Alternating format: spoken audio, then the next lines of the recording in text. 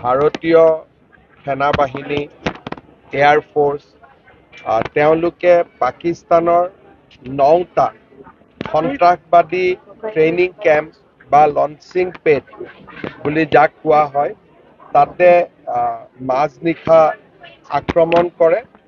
আৰু আজি আমি সকলোৱে গম পাইছোঁ যে এই আক্ৰমণত সন্ত্ৰাসবাদীৰ ঘাটিসমূহ সম্পূৰ্ণভাৱে নষ্ট কৰা হৈছে আৰু বহু সন্ত্ৰাসবাদী নিহত আৰু আহত হৈছে।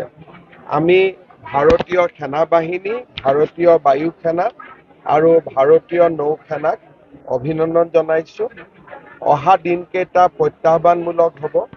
সমগ্ৰ ভাৰতবাসী, প্ৰধানমন্ত্ৰী মোদী ডাঙৰীয়া আৰু আমাৰ সেনাৰ জোৱানসকল, বিষয়াসকলৰ লগত আমি থিয় হৈ থাকিম, যাতে ভাৰতে আহিবলগীয়া সকলো ধৰণৰ প্ৰত্যাহ্বানৰ মোকাবিলা একেলগে এক ৰাষ্ট্ৰ হিচাপে আমি যাতে কৰিব পাৰোঁ।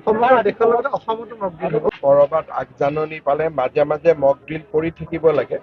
বহুদিন দেশত মক ড্ৰিল হোৱা নাছিলে, আমাৰ ৰাজ্যতো হোৱা নাছিলে। 18খন জিলাত আজি মক ড্ৰিল হোৱাৰ সম্ভাৱনা আছে। পঞ্চায়ত ইলেকশ্যনৰ কি ক'ব? ইলেকশ্যনটো আৰু যি ক'ব লগা আছিল কেম্পেইনৰ সময়ততো ক'লোৱে, এতিয়াতো আৰু ৰিজাল্টৰ কাৰণে অপেক্ষা কৰিব লাগে। আজিতো হৈ যাব ধুনীয়াকৈ।